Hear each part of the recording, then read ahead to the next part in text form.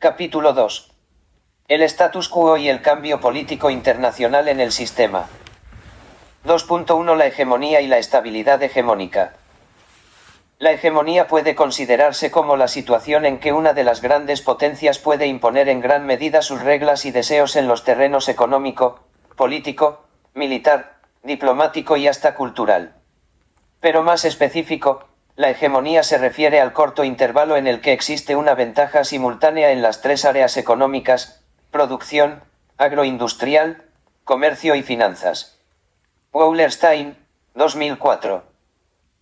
La hegemonía se define partiendo del supuesto del poder de dominación, integrando a su vez la característica consensual y de reconocimiento. Gramsci, 2003. La hegemonía es el potencial dirigente, de conducción y dominación, la capacidad de unificar a través de la ideología y de mantener unido un bloque social que puede no ser homogéneo. Una clase es hegemónica, dirigente y dominante mientras que su acción política, ideológica y cultural, logra mantener junto a un grupo de fuerzas diversas e impide que la contradicción existente entre estas fuerzas detone. Gramsci, 1975. Estas ideas aportadas por Antonio Gramsci han sido de gran ayuda para formar la concepción de hegemonía al nivel de las relaciones internacionales, considerando así a la hegemonía como la condición en la que una sola potencia controla o domina a los demás estados del sistema. Gilpin, 2006, es decir, una situación de preponderancia y poder, la habilidad de una autoridad de dar órdenes sobre las relaciones entre los estados en el sistema internacional, pero dejándolos independientes en él. Ámbito doméstico, Watson, 1992, siendo tan poderoso para comportarse como la única gran potencia y sin rivales. Mearsheimer, 2001. La potencia hegemónica a falta de contrincantes es capaz de mantenerse sobre los demás hasta que, a causa del deterioro del mismo orden o por causas ajenas al sistema declina, pero siempre con la intención del hegemón de perpetuar su sistema. Huntington, 1999. Las grandes potencias son definidas como unidades monopolizadoras que controlan más de la mitad del mercado, manteniendo un orden. Modelsky, 1978. De acuerdo a lo anterior, se observa que el control de los recursos es definitivo para una potencia que aspira a ser la hegemónica. Es así que se observan cuatro grupos de recursos que deben ser controlados por la potencia: los recursos naturales con el control de las materias primas, el financiero con el control de las fuentes de capital, el económico con el control de los mercados y con la ventaja competitiva en la producción de bienes de valor elevado, y el militar. Así, la hegemonía entonces es la situación en que un país tiene significativamente más resortes de poder o capacidades que otros. Kiahein, 1988, la situación en la que un Estado es lo suficientemente poderoso como para mantener las reglas esenciales que gobiernan las relaciones interestatales, y está dispuesto a hacerlo. Kiahein, 1988. Esto supone el uso consciente de todos los recursos de poder para mantener cierto orden en el sistema internacional. Es ideal que exista un poder hegemónico que controle y garantice la seguridad y estabilidad del sistema, porque el gobierno global requiere que un país grande tome el mando. Ney, 1990, ya que la ausencia del liderazgo de ese país reduciría notablemente la habilidad de los demás para lidiar con la interdependencia y los problemas que ésta genera. Ney, 1990. El derecho de mandar o gobernar al sistema es considerado solo atribución de los países poderosos, pues no es real un orden internacional basado en una coalición de estados. Solo es posible si se está ligado a un poder suficientemente fuerte para mantener su dominio sin tener que inclinarse sobre entidades menores. Carr, 2004. Un Estado puede ser considerado hegemón refiriéndose a la distribución de poder entre las coaliciones políticas, en las que el poder dominante se encarga de organizar y controlar las interacciones del sistema. La condición hegemónica de un Estado en el sistema internacional depende de la capacidad para hacer que sus recursos de poder concentren la voluntad de los menos poderosos y mantenerlo así para poder garantizar el orden a través de los diferentes regímenes, que legitiman a su vez al hegemón. El liderazgo hegemónico considera la cooperación asimétrica. El hegemón desempeña sus funciones de líder a cambio de reconocimiento y seguimiento, pero aún así no puede imponer reglas sin consentimiento, por lo que debe invertir en estrategias e instituciones que garanticen el orden. Kiahein, 1988. La hegemonía se mantiene bajo un esquema cíclico. En una primera fase, la expansión en donde la potencia concentra el liderazgo productivo, comercial, financiero, ideológico y militar. En una segunda fase, se presenta la crisis, en la que se observa un deterioro de su liderazgo mundial de manera paulatina, siendo el comercio y la producción los primeros ámbitos afectados. En la tercera fase la hegemonía se debilita y se da pie a la disputa por el poder que desemboca en la instauración de un nuevo status quo, Arrighi, 2006. Cuando el desequilibrio aparece resultado del incremento de los costos de mantenimiento de ese sistema, las opciones son, que el poder ascendente busque cambiar las reglas del sistema y esferas de influencia en función de sus intereses, o que se dé la guerra para reordenar al sistema a través de una nueva distribución del poder. En la última fase la hegemonía se presenta débil y en disputa por el poder. Gilpin, 2006. El siguiente mapa mental, gráfico 1, muestra el ciclo de la hegemonía arriba descrita, como un fenómeno que no termina, pues en cuanto la potencia hegemónica cae frente al retador, este último toma su lugar dando comienzo a un nuevo ciclo que pasará por las mismas fases. Gráfico 1. Ciclo hegemónico. El nuevo orden territorial establecido al final de cada guerra refleja la redistribución del poder que se ha dado en el sistema internacional. El periodo siguiente de paz, sin embargo, no detiene el proceso del cambio continuo. El crecimiento económico desigual entre las grandes potencias lo aseguran, causando así el auge y la caída de cada una. Kennedy, 1987.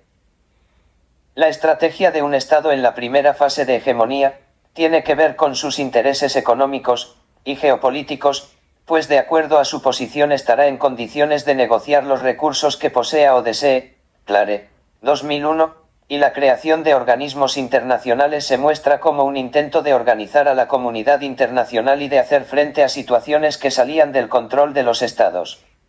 La mayoría de las iniciativas vienen de las potencias, por ejemplo, en el caso de las Naciones Unidas, las relaciones que guarden las potencias serán determinantes para la acción del organismo mundial, de manera que dinamice su actuación aumentando su influencia o paralizándola haciéndola ineficiente. Figueroa, 1964. Inevitablemente los estados que se encuentren en una posición privilegiada, es decir, que tengan el poder económico, político o demográfico, suelen condicionar la presencia y la capacidad de presión de cada miembro, y el resultado de eso es que las potencias hegemónicas controlan los mecanismos de toma de decisión. Nieto, 2005.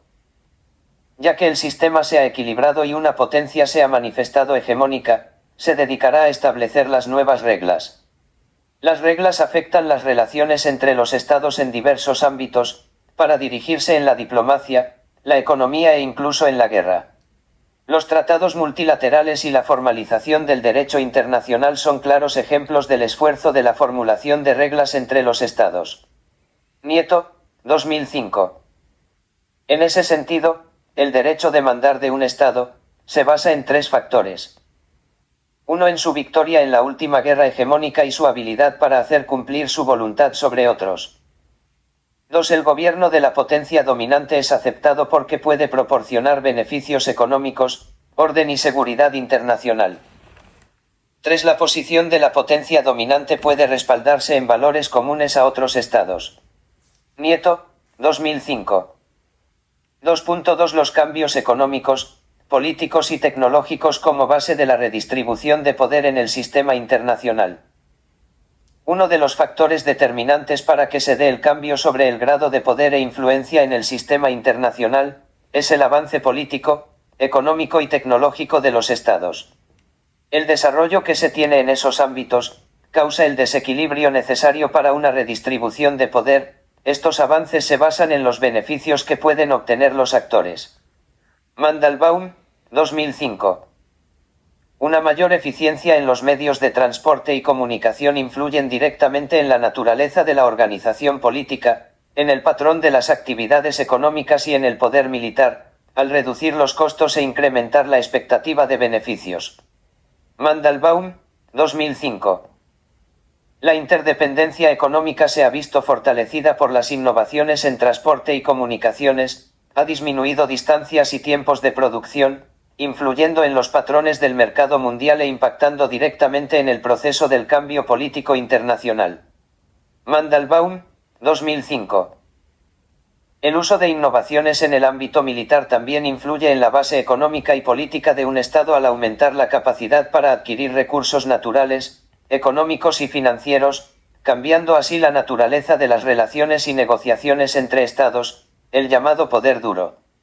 Este tipo de poder es aquel que se basa en los incentivos o amenazas, tal como el poder económico y militar. Dicho poder es fácilmente calculable, es decir, se puede medir si compilamos datos como divisas, balanza comercial, la fuerza de la moneda, el grado de involucramiento en la toma de decisiones en los organismos económicos internacionales, o se puede resumir con el número de efectivos militares, la posesión de armas nucleares, misiles, número de portaaviones, etc.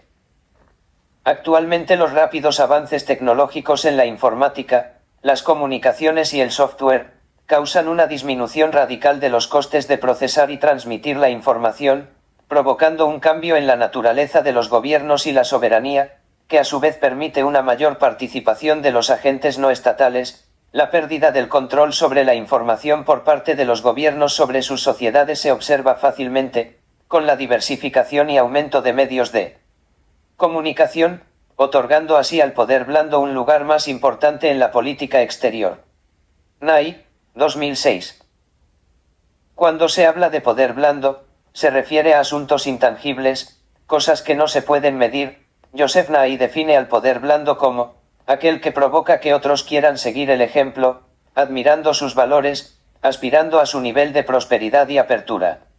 El poder blando depende de la capacidad de organizar la agenda política de forma que confirme las preferencias de otros. Esa capacidad tiende a asociarse con la cultura, ideología e instituciones atractivas, es la capacidad de atraer y actuar, procede en gran parte de los valores mismos que se expresan en la cultura, la política interna y la forma en la que se actúa en el contexto internacional.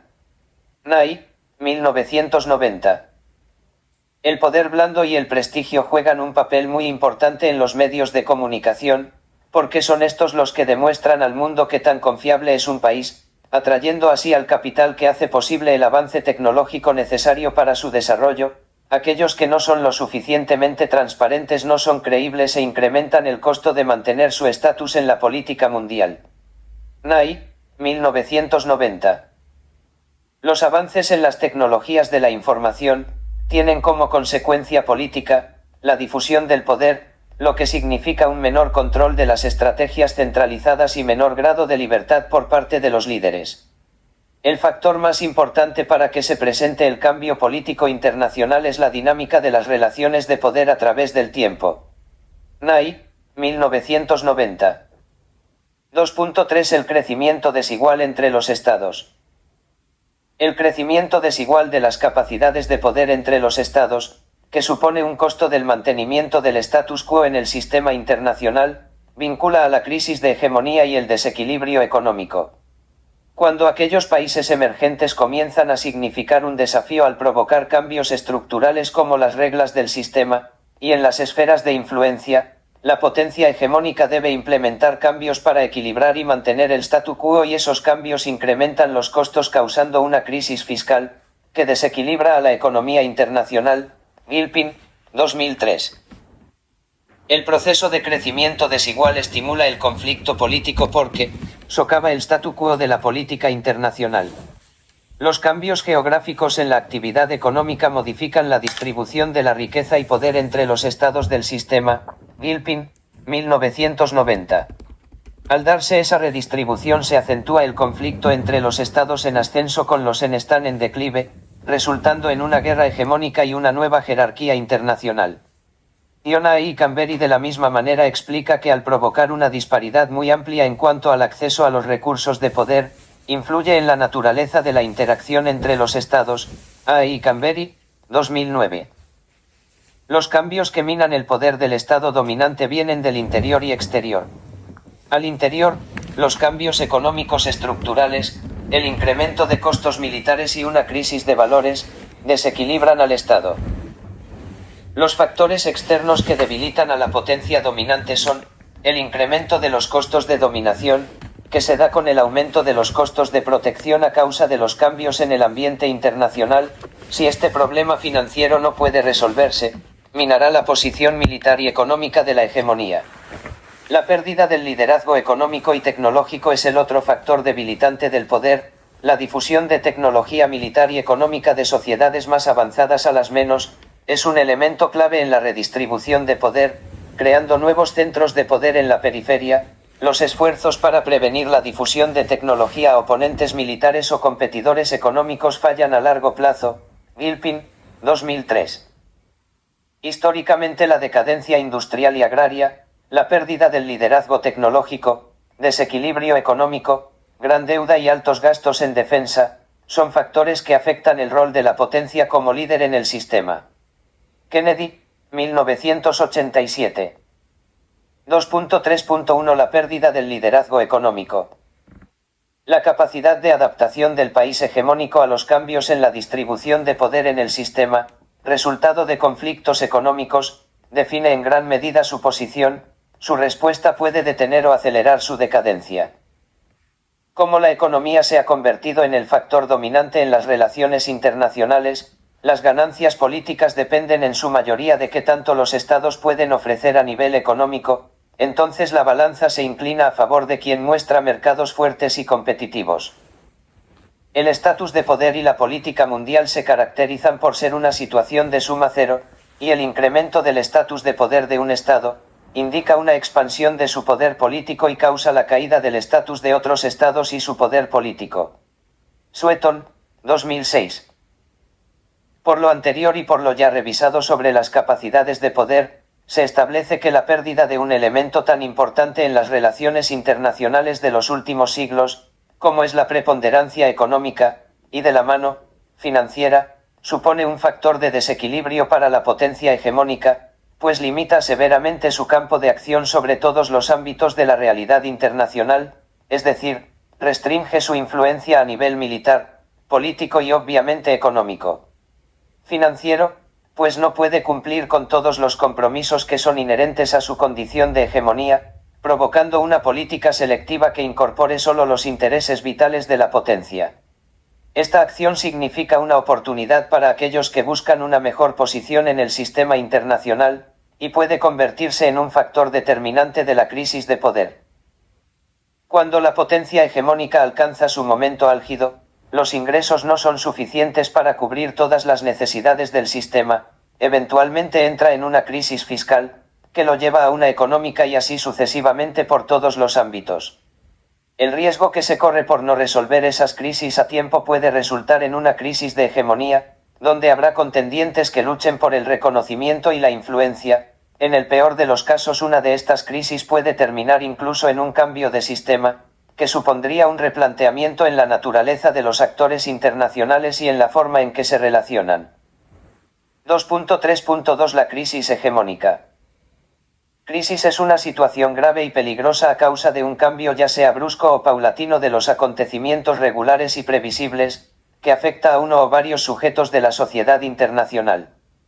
Por lo tanto, puede haber crisis internas y crisis internacionales, aunque casi siempre, tarde o temprano, las primeras tienen implicaciones externas.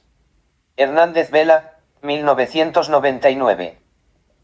Una crisis, explica Wallerstein, implica una situación en la que un sistema histórico ha acentuado sus contradicciones, debido a su desarrollo interno, hasta el punto en que le es imposible mantener su estructura básica. Wallerstein, 1999. Al momento de que una potencia hegemónica tiene que enfrentar retos cada vez mayores que le suponen pérdidas, en que hay otros estados que emergen y buscan una posición más privilegiada, y que sus capacidades de negociación se ven limitadas por una serie de desajustes tanto internos como externos, se puede vislumbrar una seria crisis de hegemonía. Históricamente la hegemonía también supone la característica cíclica, en la que aproximadamente cada 100 años se renuevan los ciclos. Modelsky, 2004, por lo que el desgaste y la eventual caída son parte del ciclo. Ajustes territoriales, políticos y económicos entre los estados como respuesta de conflictos de intereses y cambios en las relaciones de poder funcionan como liberadores de presión en el sistema, esto depende de quién o quiénes se verán más beneficiados y se distingue una relación con las fases que experimentan los actores internacionales durante el liderazgo de una potencia hegemónica. Durante la segunda fase de hegemonía se comienzan a experimentar crisis que debilitan a la potencia y abren la posibilidad de esos cambios. Generalmente la solución más probable a la crisis involucra conflicto armado. Gilpin, 2009. Las causas del debilitamiento y posterior caída de la hegemonía pueden venir del interior de los sistemas, principalmente económicos, del orden económico que la misma potencia hegemónica ha fomentado. Con el desarrollo económico se da una nueva distribución de los recursos y como resultado mayor participación de aquellos que solían estar en segundo plano. Este es el momento en el que se cuestionan los costos del mantenimiento del sistema. Keohane, 2010. 2.3.4 Las potencias regionales.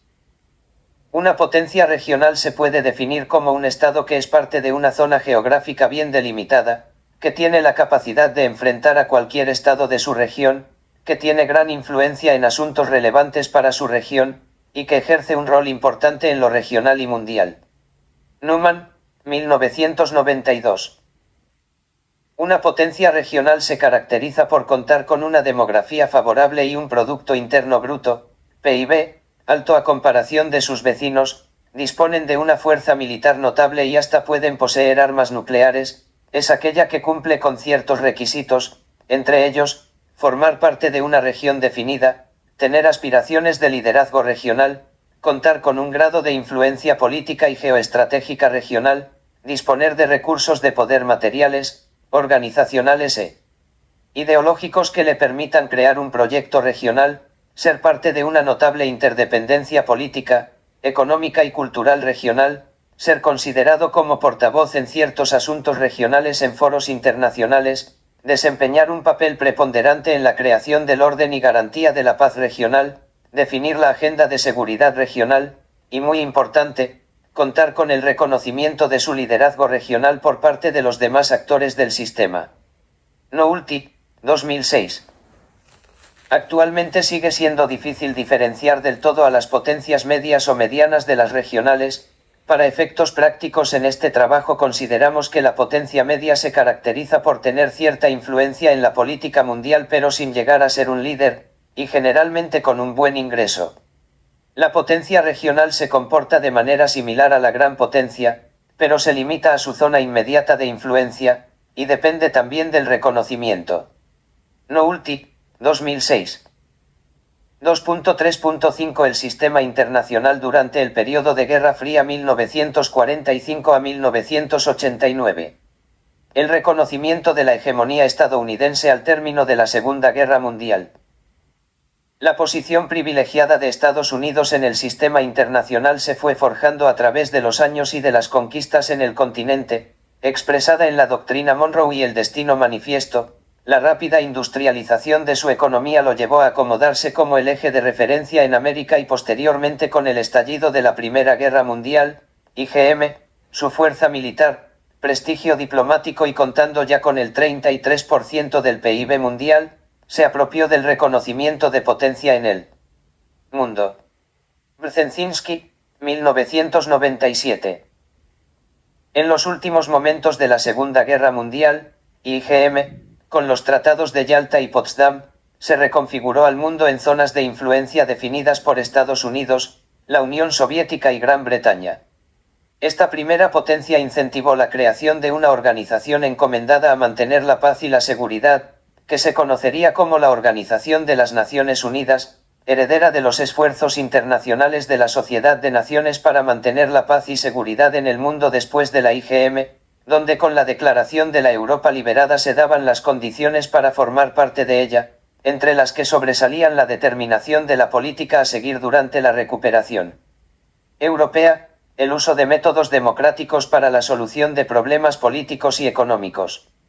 Yalta, 1945.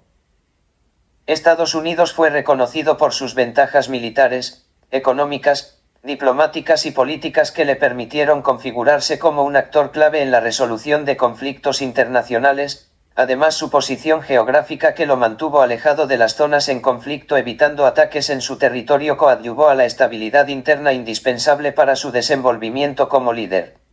De acuerdo a sus intereses fue moldeando el orden, haciendo uso de una serie de regímenes que fueron apoyados por la sociedad internacional. Como afirman los teóricos, el sistema internacional necesita de una potencia que ayude a organizarlo y generalmente la presencia de esta supone cierta estabilidad. Gilpin, 2009. Y es generalmente a través de los organismos internacionales que se crean los regímenes y reglas que establecen ese orden. En la nueva configuración del orden mundial, Estados Unidos se apoyó en la creación de instituciones internacionales como la ONU, el Fondo Monetario Internacional, FMI, el Banco Mundial BM, y la Organización del Tratado del Atlántico Norte, OTAN, entre las más importantes. Esas organizaciones reflejaron el predominio y preferencias de Estados Unidos y fueron diseñadas para impulsar su poder y el de sus aliados europeos. Drezner, 2007. Contando con la certidumbre de esas alianzas y con su superioridad militar y tecnológica demostrada, además de una productividad en apogeo resultado del abandono europeo y con la dependencia financiera y económica gracias al Plan Marshall, una nueva variedad de políticas principalmente económicas había sido implementadas a manera de requisito y de medio de negociación.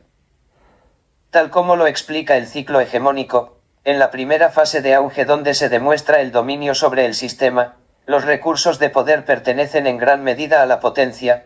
Estados Unidos en 1948 era responsable del 48% de la producción industrial mundial.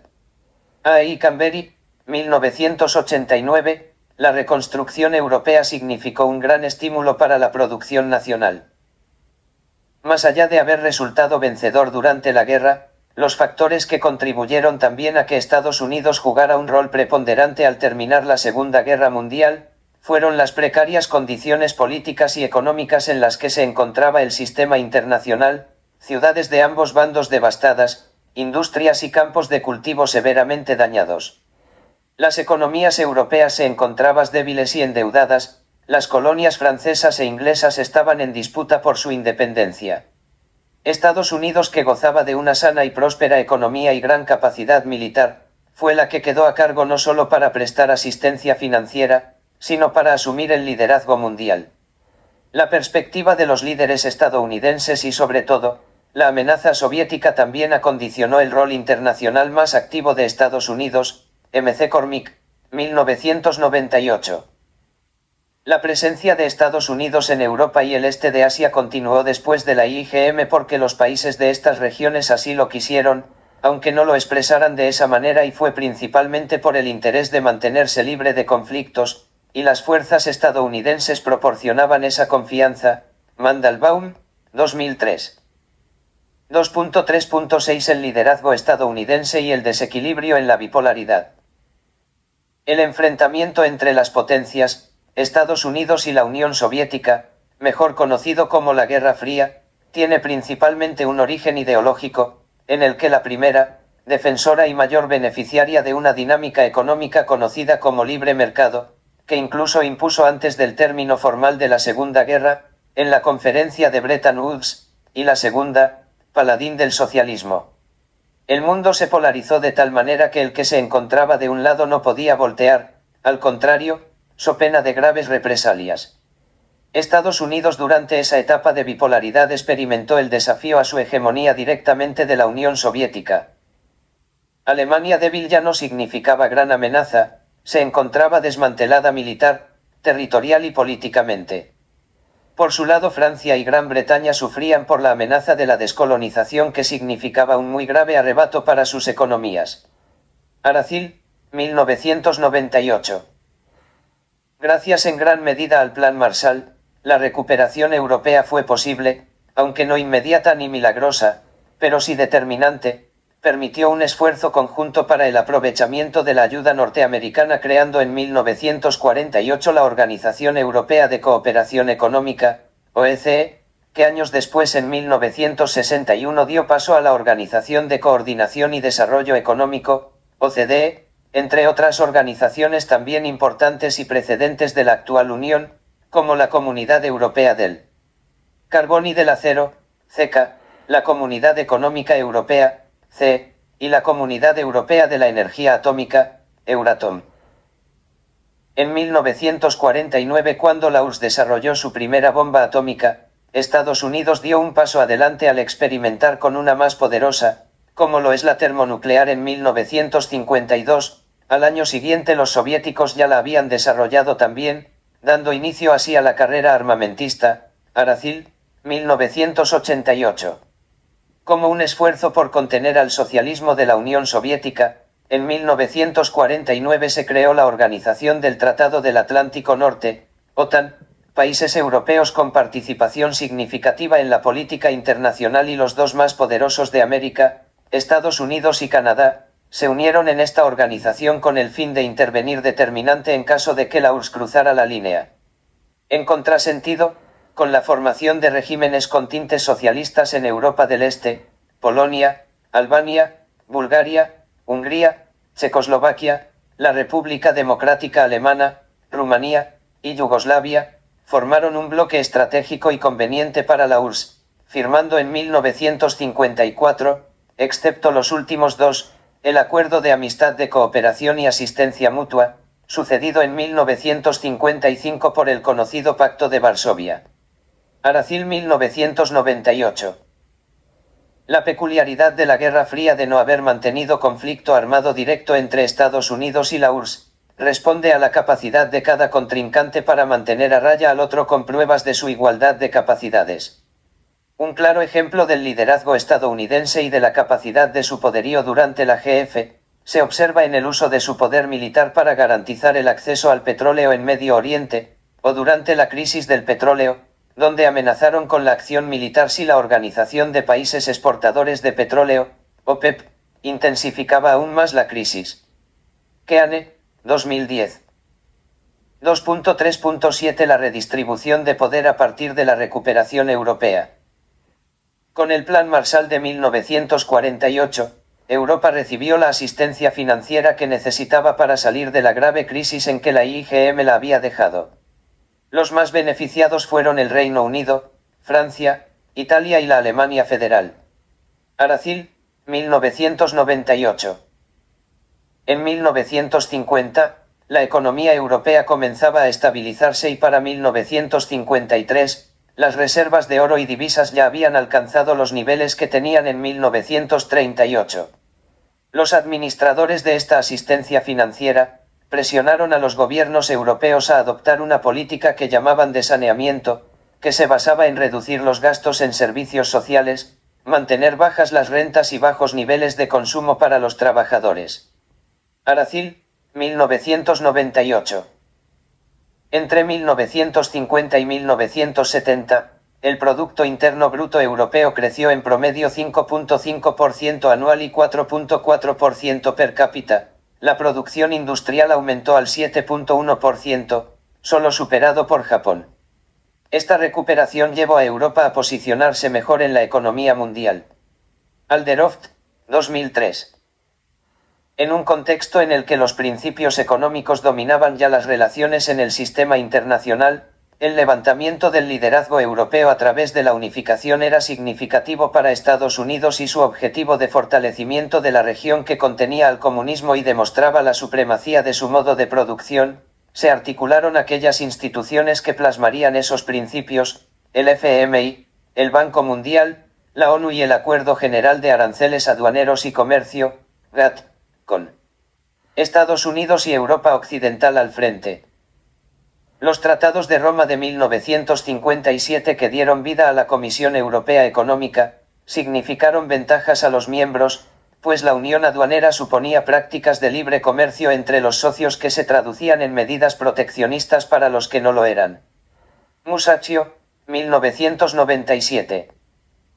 La influencia que lograron algunos países europeos durante la Guerra Fría, se debió también a la capacidad militar y sobre todo nuclear que lograron desarrollar. En 1952 el Reino Unido realizó la primera prueba de armamento nuclear, y en 1960 lo hizo Francia, potencias, 2011, lo que las colocó un paso adelante en la acumulación de influencia política y militar.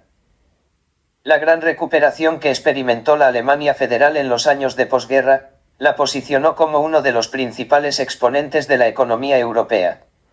Por sus antecedentes, a los alemanes no se les permitió el desarrollo de armamento nuclear, pero el gran desempeño económico fue suficiente para hacerse valer de cierta influencia política y llegar a ser aceptada como Estado soberano entre los países occidentales. Logró obtener la membresía en la OTAN en 1955 y en 1957 firmó junto con Francia, Italia y los países de la Benelux, Bélgica, Luxemburgo y Países Bajos, los Tratados de Roma.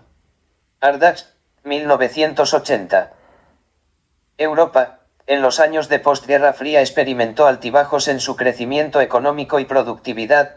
Su productividad disminuyó de 5,6 a 3,8% en 1971 a 1980, cayó a un 2,2% durante 1981 a 1990, aumentó a un 2,4% en 1991 a 1995, para caer de nuevo a 1,4% de 1996 a 2002. De la dehesa, 2006. 2,3.8 La crisis de los misiles y el uso estratégico estadounidense y soviético de Cuba. La crisis de los misiles a principios de la década de 1960 tiene sus antecedentes inmediatos en la ruptura de las relaciones diplomáticas entre Estados Unidos y Cuba por la nacionalización de empresas norteamericanas y el gran acercamiento de la isla a la Unión Soviética. En función de reemplazar al gobierno revolucionario de Fidel Castro por uno más acorde a los intereses de Estados Unidos, el 17 de abril de 1961 se dio la invasión de Bahía de Cochinos, operación que fue ejecutada por exiliados cubanos entrenados y financiados por la Agencia Central de Inteligencia, CIA, por sus siglas en inglés. El Ejército Revolucionario Cubano repelió la agresión, y el intento de invasión no fue bien recibido por el pueblo cubano como esperaban los estadounidenses. En noviembre del mismo año, el presidente Kennedy autorizó la operación encubierta llamada Mangosta, para golpear al régimen de Castro. En enero de 1962 se expulsó a Cuba de la Organización de Estados Americanos, OEA, para presionarlo, pero tampoco hubo éxito. Hunt, 1996. El primer ministro de la Unión Soviética, Nikita Khrushchev, ya había considerado la iniciativa de posicionar estratégicamente misiles en la isla de Cuba cuando en 1961 en Turquía estaban siendo instalados unos llamados Júpiter de medio alcance por los estadounidenses. Los soviéticos respondieron con el despliegue en la isla de 48 SS-4S igualmente de medio alcance y 32 SS-5S. Estos misiles podían llegar hasta Dallas, Cincinnati, Saint Louis y Washington, y también contaban con protección para interceptarlos. El 14 de octubre de 1962, el vuelo del U-2 sobre la isla capturó imágenes que mostraban que los cubanos poseían entre 16 y 32 misiles. El día 22 Kennedy anunció al pueblo estadounidense el descubrimiento de misiles soviéticos en Cuba y de la implementación de un bloqueo y una línea de cuarentena por la Marina de Estados Unidos para prevenir la llegada de más equipo militar a la isla. El presidente también dejó claro que un ataque de Cuba sería considerado como soviético. Khrushchev condenó a la cuarentena como una grave violación al derecho internacional y un intento de despojar a la URSS de su derecho soberano de pactar con otro soberano. Mientras en Florida se preparaban 140,000 efectivos militares, y en Cuba también se alistaban para la guerra.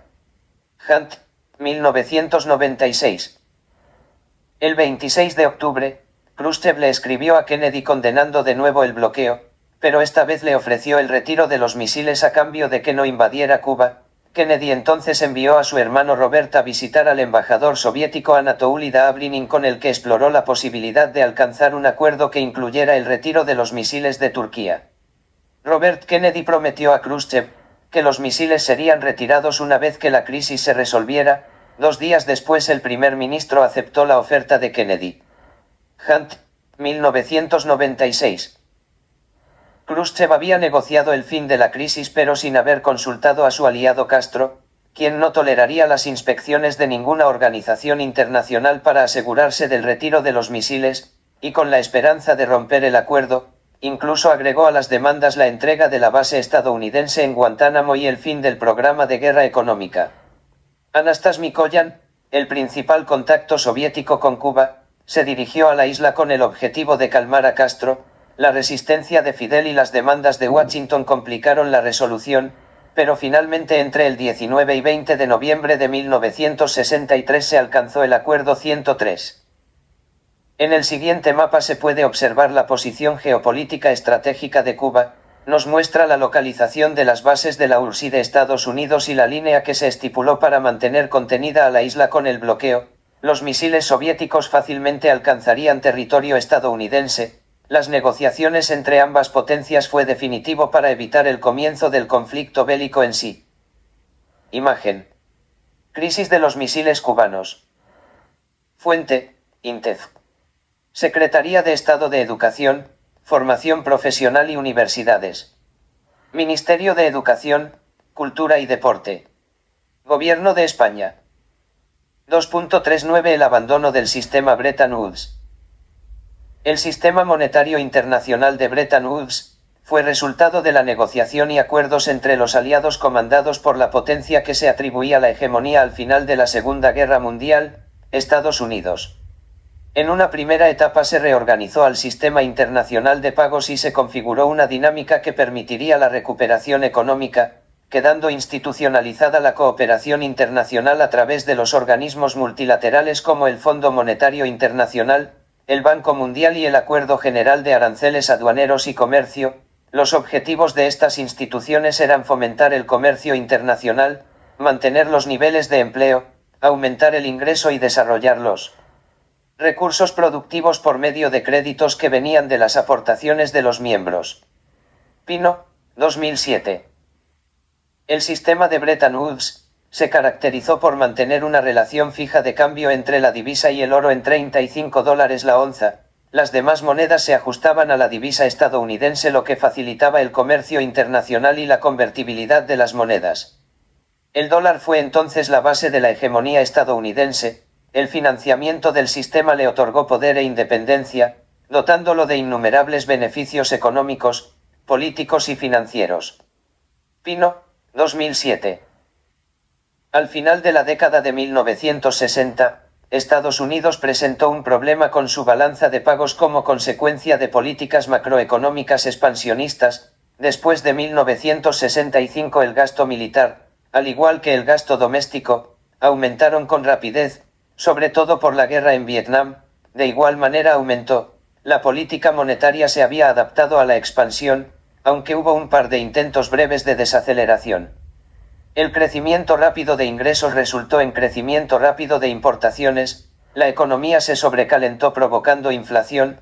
Esta inflación en un sistema en el que se suponía que el dólar no podía devaluarse implicó una gradual pérdida de competitividad de empresas estadounidenses en el mercado mundial. En 1971, la balanza comercial de Estados Unidos entró en déficit por primera vez en el periodo de posguerra. Por este evento y la pérdida de reservas, el presidente Richard Nixon hizo devaluar al dólar en cuanto a su paridad con el oro y a las divisas, impuso una sobretasa de importación y dio por terminado el compromiso del gobierno estadounidense de vender oro por dólares a los bancos centrales extranjeros. A principios de 1973 varios bancos centrales tuvieron que absorber una inaudita cantidad de dólares. En marzo del mismo año, suspendieron la compra y venta de dólares con tasa de interés fijo. El dólar se había depreciado. Frankel, 1988, dando fin al sistema acordado por las potencias en Bretton Woods y dejándolo a la voluntad y acción unilateral de los principales países industrializados. Urquidi, 1994.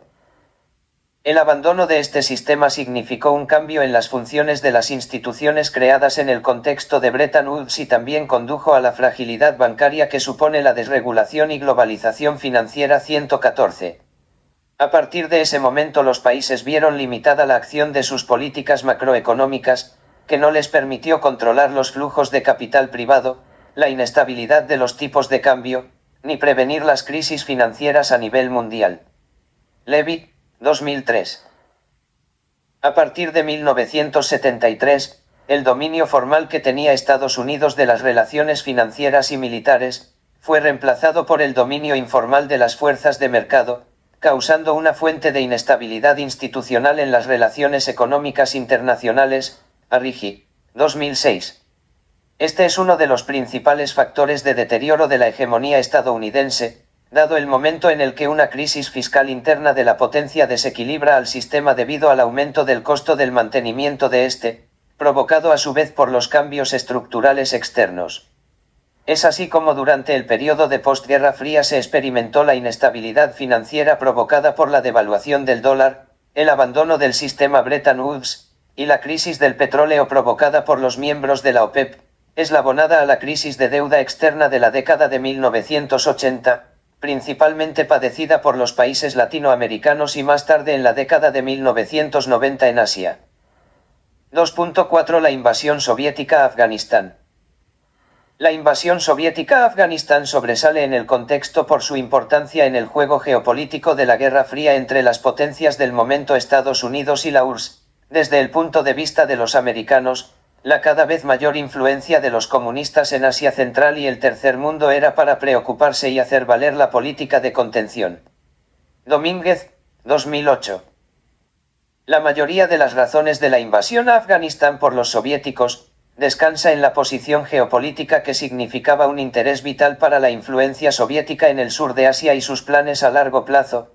Para la URSS la intervención era una respuesta legítima y moral a la revuelta promovida por fuerzas imperialistas externas. Girardet, 1985. El 27 de abril de 1978, la disputa interna por el poder en Afganistán desembocó en un golpe de Estado, que derrocó al gobierno de Mohammed Daoud, e impuso un gobierno revolucionario colectivo al frente de Ner Mohammad Taraki. Este nuevo gobierno se inclinó hacia la URSS. A finales de ese año, firmaron un tratado de amistad y cooperación, que les permitía obtener asesoría civil y militar. Se fortalecieron los vínculos entre el partido en el poder, el Partido Popular Democrático de Afganistán, principal partido nacional reformista, y el Partido Comunista de la Unión Soviética. Se estableció un sistema colectivo de seguridad y se ampliaron las relaciones comerciales y financieras. A pesar de su acercamiento con los soviéticos, el gobierno afgano fue reconocido por el mundo occidental, incluyendo Estados Unidos. El 14 de septiembre de 1979, Taraki renunció y fue sustituido por Hafizullah Amin. Domínguez, 2008.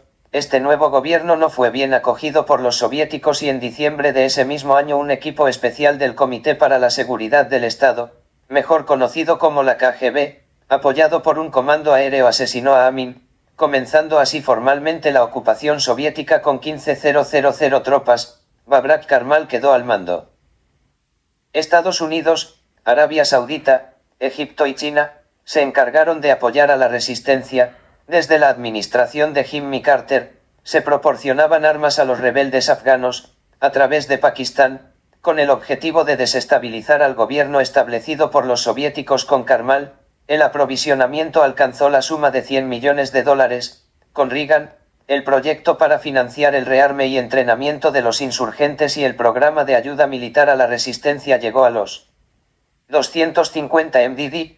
Quintana, 1987. Desde 1981, la ONU cobijó las negociaciones entre Afganistán y Pakistán. Sus ministros de Relaciones Exteriores acordaron que la agenda debía incluir los asuntos del eventual retiro soviético, de las garantías de no promoción de intervenciones armadas, el respaldo de Estados Unidos, China y la URSS y el regreso de los desplazados afganos. Desde la invasión de la URSS, Afganistán adoptó el perfil de una república autónoma soviética. Los rusos asumieron el control del gobierno y la guerra contra la resistencia. Para fines de 1984 el costo anual de la ocupación y la asistencia para el desarrollo económico era de 3.000 millones. Girardet, 1985.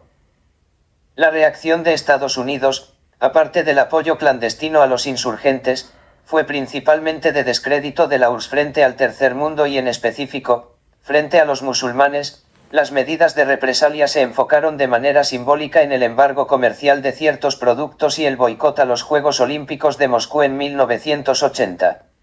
Blancarte, 1982. 2.5 Rusia soviética y el atraso productivo y económico. Uno de los principales problemas económicos de Rusia se refiere al modelo monoexportador, un mercado dependiente casi exclusivamente de las exportaciones de petróleo y de la centralización del gobierno en un territorio tan extenso. El desequilibrio económico se comenzó a evidenciar en la década de 1970, a causa de mantener una producción que no cumplía con la demanda, la indiferencia de los productores de las necesidades del mercado, el abandono de ciertas industrias insostenibles, la existencia de un gran sector económico informal, y sobre todo, la inmensa burocracia. Con la perestroika en 1985, se inicia el tercer intento de reformas en la URSS, que suponían la gradual reestructuración de políticas económicas que refrescarían al desgastado modelo socialista, pero que supondrían el fin del mismo. Generalmente los obstáculos para adoptar adecuadamente las reformas provenían de la burocracia y los mandos medios. El desabastecimiento fue un indicador determinante en el recrudecimiento de la crisis, junto con la inflación. Durante 1989, solo 23 de 211 productos de consumo eran fácilmente adquiridos. Seinis, 1990. Con la desaparición de la URSS, Rusia tuvo que lidiar con una transición política, económica y territorial. Los problemas con la lucha de poder interna y el desequilibrio económico fueron factores que minaron la influencia rusa en las demás repúblicas exsoviéticas, y la orillaron a depender de los organismos financieros internacionales, los cuales condicionaron los créditos a las reformas económicas orientadas a la apertura, parecido a la situación latinoamericana en su introducción al libre mercado. Aquellos tratados que pretendían fomentar la cooperación entre Rusia y el Mirabroudo cercano exterior que se refiere a las exrepúblicas soviéticas, no se consideraron exitosos debido a los ya mencionados problemas de política interna. Entre esos acuerdos se encuentran la Unión Aduanera de 1992 entre Rusia, Bielorrusia, Kazajstán, Kirguistán y Tayikistán, y el Espacio Económico Común en 1995 con Bielorrusia, Ucrania y Kazajstán. Prudnikov, 2009. Otro revés para la economía rusa fue la crisis financiera de 1998, causada entre otras cosas, por el desplome de los precios del petróleo y las reformas estructurales de principios de la década de 1990. El gobierno ruso había contenido el déficit, desviando efectivo de los fondos que se encontraban fuera del presupuesto, entre ellos el de pensiones, haciendo imposible cumplir la política del FMI de mantener los niveles de inflación en un dígito. En noviembre de 1997, los titulares de bonos a corto plazo del gobierno firmaron contratos con el Banco Central de Rusia, previniendo una caída del rublo por la crisis asiática. En general, la crisis parte de una pobre administración fiscal, con inflación impuesta por una política monetaria firme, combinada con préstamos externos lo suficientemente grandes para propiciar las fugas por pánico. Los precios del petróleo cayeron de $23 el barril a 11, golpeando los ingresos por esas exportaciones y desequilibrando la balanza comercial. Desai, 2000. El sobreendeudamiento, la ruina masiva de empresas, y la caída del ingreso de la población, no se hicieron esperar, dejando en pésimas condiciones a la economía nacional y la confianza de los inversionistas. Por las razones económicas arriba mencionadas, principalmente, durante los primeros años de Rusia postsoviética, se le considera un país secundario, que ha visto limitada su influencia y debilitada su imagen y prestigio. 2.6 El dragón y los tigres asiáticos, la creación de un nuevo centro de poder. Las reformas emprendidas por Deng Xiaoping a partir de 1978, han significado para China la verdadera revolución económica. El crecimiento fue impulsado por la estrategia de sustitución de importaciones promovida por altas tarifas restrictivas y fue modificada a la siguiente década por la exportación de manufacturas. Fueron el comercio exterior y los bajos costos de la mano de obra, los pilares del crecimiento chino. Lau, 2009.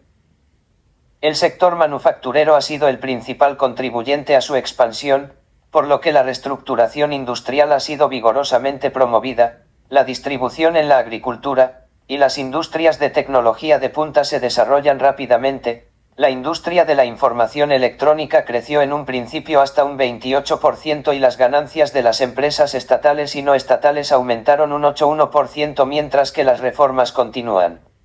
Asia Pulse, 2002. Su comercio exterior aumentó de un 10% del PIB en 1978 a un 41% en 2001. La estrategia de integración a la economía global le ha ayudado a atraer un aproximado de 450.000 millones de dólares en inversión extranjera directa en 2003, que es el 20% del total invertido en el mundo industrializado, y con reservas extranjeras por encima de 1.4 billones. Soulingan, 2009. Durante el periodo de 1993 a 2004, el crecimiento económico anual chino se mantuvo en 9,2%, Suetong, 2010. Desde el año 2000 ha contribuido enormemente al crecimiento del comercio global, su expansión fue por 377.000 millones de dólares, logrando proporcionar en 2003 un quinto de la expansión comercial mundial. La apertura de China a la inversión y comercio extranjeros contribuyó al rápido crecimiento, las importaciones y las ventas a nivel nacional de filiales extranjeras aumentaron con relación al PIB, lo que favoreció la competitividad de la economía nacional y estimuló el crecimiento en la productividad de las empresas nacionales. China es el tercer socio comercial de Estados Unidos y el sexto mayor mercado exportador de compañías establecidas en ese país. Lardy, 2005. Taiwán, Corea del Sur, Hong Kong y Singapur, mejor conocidos durante los años 80 y 90, como los tigres asiáticos, por su gran desempeño en la economía mundial, han mantenido por 4 décadas un crecimiento sostenido del ingreso per cápita de 6 y 5%. En el caso de Taiwán, la serie de reformas implementadas desde 1949 fueron determinantes para el éxito de su economía. De 1949 al 53, las reformas se concentraron en el sector agrícola. En los 50s, se fomentó el modelo de sustitución de importaciones que priorizó a la industria ligera enfocada en la mano de obra. En los 60s, la promoción se enfatizó en las exportaciones, haciendo uso de incentivos fiscales y bajas tasas de interés. Para los años 70, se volvió a la política de sustitución de importaciones, esta vez protagonizada por la industria química, la de plásticos, maquinaria pesada, la naviera, la de equipo eléctrico y de acero, todas relacionadas con la industria militar. Ya para 1993, las principales exportaciones eran de alta tecnología y durante toda esa década mostró un superávit en su balanza comercial, colocándose como el séptimo socio comercial de Estados Unidos. Falk, 1999. En una perspectiva más general, estos 4 tigres han sido responsables del 11% del comercio mundial en 1960 y del 26% en 2005, esto gracias al desplazamiento del sector agrícola por la manufactura, de ahí a la industria de grandes capitales y educación superior. Se aplicaron políticas macroeconómicas que mantuvieron baja la inflación, la deuda pública fue mínima y los niveles de ahorro e inversión fueron altos. Bertan, 2006. Junto con Japón que, de igual manera durante los años de posguerra, mostró un gran desempeño en la economía mundial, los tigres y China han creado un verdadero nuevo centro de poder en Asia, fruto de estrategias dirigidas al crecimiento hacia afuera y apoyadas fuertemente en la inversión, aunque esta última característica las ha llevado también a sufrir graves caídas financieras. El mercado asiático se ha colocado como uno de los más importantes no solo para Estados Unidos, también para Europa, África y América Latina, demostrando su amplio potencial y la dinámica de la diversificación. Es en sí, el deterioro de los principios con los que Estados Unidos dio forma al orden de posguerra, la percepción de su rol en el sistema para los demás actores y la manera de manejar su liderazgo, son los factores subjetivos determinantes de la crisis hegemónica estadounidense.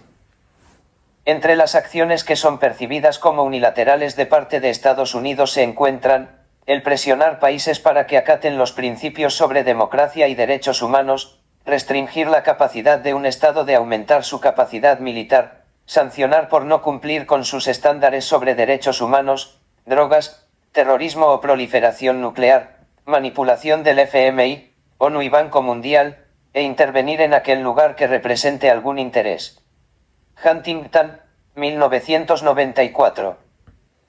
De esa manera, Estados Unidos se coloca como el líder del sistema con intereses alrededor del mundo, En un segundo plano se reconocen grandes poderes regionales que no han podido configurar sus intereses más allá de su esfera de influencia, como Rusia o China, y en un tercer plano se consideran a poderes regionales secundarios que generalmente tienen intereses en conflicto con el poder regional mayor, por lo que Estados Unidos ya no puede más considerarse potencia hegemónica, a falta del dominio sobre todas las fuerzas en todos los niveles, lo cual incluso ya es imposible para cualquier otra potencia que pudiera obtener la influencia que tiene Estados Unidos. Lo que sucedió en la década de 1970 sobre la fractura del incuestionable liderazgo estadounidense, es descrito con acierto, como la imposibilidad de mantener un sistema basado en la siempre correcta forma de actuar de un país, porque no existe tal, así que eventualmente ese sistema se rompe. Volcker, 1992.